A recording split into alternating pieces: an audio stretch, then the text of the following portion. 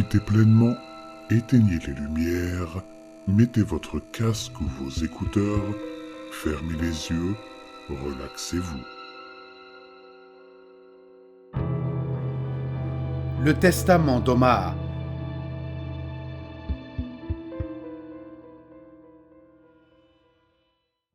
Cette anecdote s'est déroulée dans un petit village de Normandie. Comme le village en question est relativement proche des plages du débarquement, j'appellerai pour le reste de mon témoignage ce village Omaha.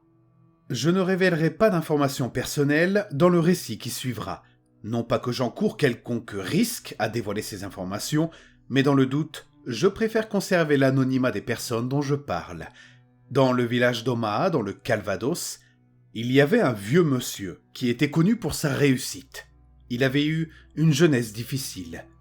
Il était né dans une famille pauvre, la Seconde Guerre mondiale avait marqué son enfance et sa famille était régulièrement frappée par des malheurs. Quand il eut atteint l'âge de 16 ans, cet homme se saisit de toutes les opportunités qui se présentèrent à lui et travailla durement, année après année, pour nourrir sa famille. Ses efforts finirent par payer. Bien plus tard, ses enfants bénéficièrent d'une très bonne situation et ne manquèrent de rien. Son histoire est évidemment plus compliquée que ça, mais pas besoin de la raconter dans les moindres détails. Disons simplement que quand on entend le nom de cet homme, la première pensée qui nous vient à l'esprit est celle d'une personne courageuse, avec beaucoup de mérite, qui a tout construit de ses mains et inspire un profond respect. Cette belle histoire allait néanmoins connaître un dénouement des plus étranges. Aujourd'hui encore, les amis de ce monsieur n'évoquent que rarement cette anecdote, de peur qu'elle ternisse son image en le dépeignant comme une personne folle. Après la mort de cet homme, ses enfants devaient se répartir son héritage, selon les termes stipulés dans son testament, écrit quelques mois avant son décès. Le contenu de ce testament n'a pas été rendu public, mais des individus indiscrets ont fait fuiter suffisamment d'informations pour se faire une idée de ce qui était écrit. Certains détails pourraient avoir été déformés par un effet de téléphone arabe. Dans un premier temps, le monsieur écrivait qu'il avait honte d'avoir rendu sa réussite visible. Lui qui avait grandi dans l'humilité, il avait la sensation d'être devenu involontairement hautain, en osant porter quotidiennement des vêtements élégants, en osant rouler dans de belles voitures, et en ne cachant pas son goût pour les restaurants chics. Il s'excusait auprès de Dieu pour son manque de modestie. Ensuite, il aurait écrit ne vouloir léguer qu'une toute petite partie de sa richesse à ses enfants, et aurait demandé qu'on dilapide le reste, sinon la totalité du magot. Cette demande surprenante, le défunt l'explique en disant que, contrairement à ce qu'il a laissé penser pendant des années, il n'a aucun mérite. Tout cet argent ne serait pas de l'argent sale selon ses dires, mais de l'argent maudit. Dans les paragraphes qui suivent, les explications deviennent abracadabrantes. Alors qu'il avait 11 ans et que 2 de ses frères étaient déjà morts à la naissance, il aurait contracté la tuberculose, dont il aurait dû mourir. Son père, très pieux, s'apitoyait sur le sort de sa famille en se demandant pourquoi Dieu avait choisi de les punir de la sorte. Tandis que sa mère, rendue folle de ne pas avoir trouvé de réconfort en Jésus, se serait tournée vers Satan. L'homme rapporte qu'à cette période, sa mère n'adressait ses prières qu'à Satan, et qu'elle avait scellé un pacte avec le diable pour que son fils survive à la maladie.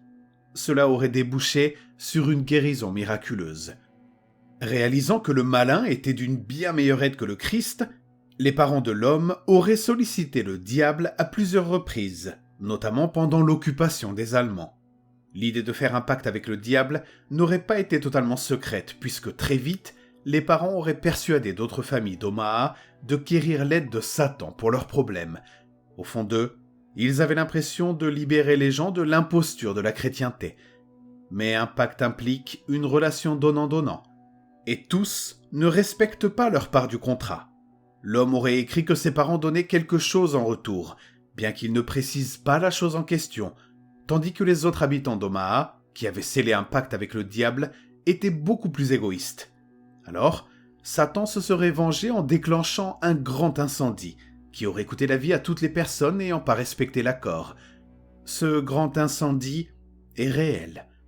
Je n'étais pas né, mais je sais qu'il a eu lieu. Tous les vieillards du village s'en souviennent très bien. C'est un événement qui est transmis de bouche à oreille depuis des décennies. Une vingtaine de personnes sont mortes dans les flammes, et d'après le testament, les victimes de l'incendie sont bien des individus n'ayant pas respecté leur contrat avec le diable.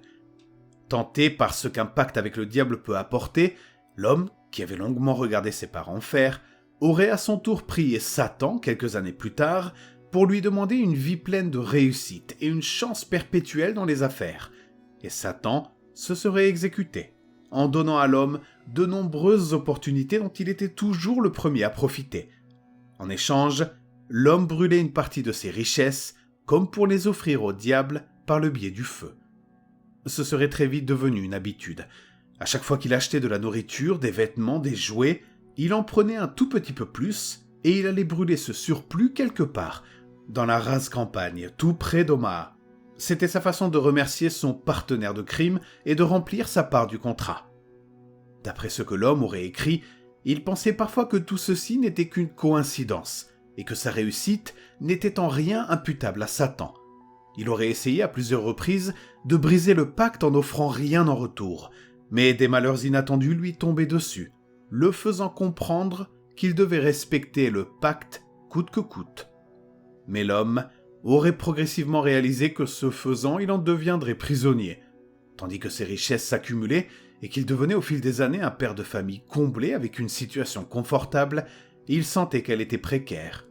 Ce que l'homme allait brûler dans la rase campagne, ce n'était pas ce que désirait Satan. Le malin voulait probablement l'âme de ce monsieur, et ses offrandes matérielles n'étaient qu'un acompte, qui ne le satisfaisait que temporairement. C'est du moins ce que l'homme comprit, car d'après le contenu supposé de son testament, le diable ne s'est jamais manifesté physiquement devant lui.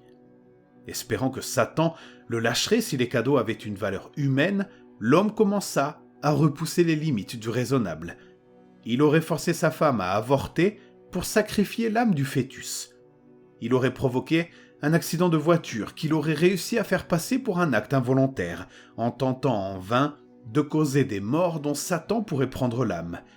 Mais rien n'y fit.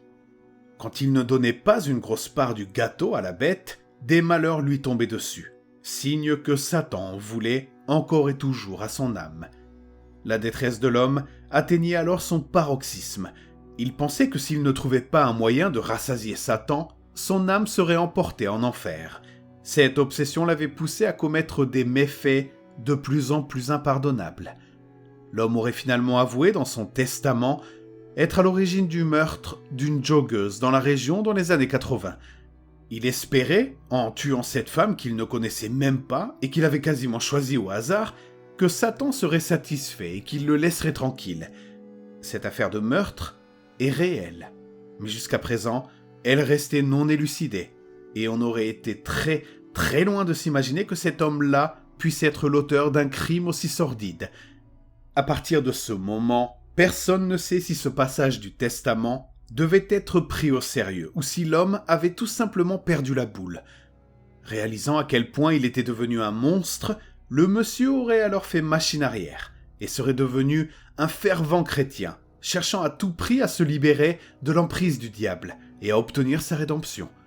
Dans son testament parsemé d'excuses envers Dieu, il répète constamment qu'il regrette d'avoir bâti toute sa vie en commerçant avec Satan et d'y vouloir se racheter à tout prix pour tout le mal qu'il a fait. Il aurait ordonné à ses descendants de détruire tous ses biens, ce qui ne fut pas fait, les 10 descendants ne prenant pas le testament de leur père au sérieux.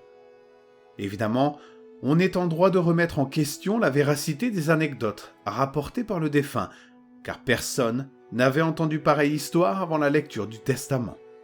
Les faits vérifiables auxquels le monsieur fait référence ont bien eu lieu, mais toute cette histoire autour de Satan paraît absurde, si bien qu'il n'est pas impossible que ce monsieur ait développé une forme de schizophrénie dans les dernières années de sa vie. Et pourtant, 3 éléments font penser qu'il y a une part de réel dans toute cette histoire.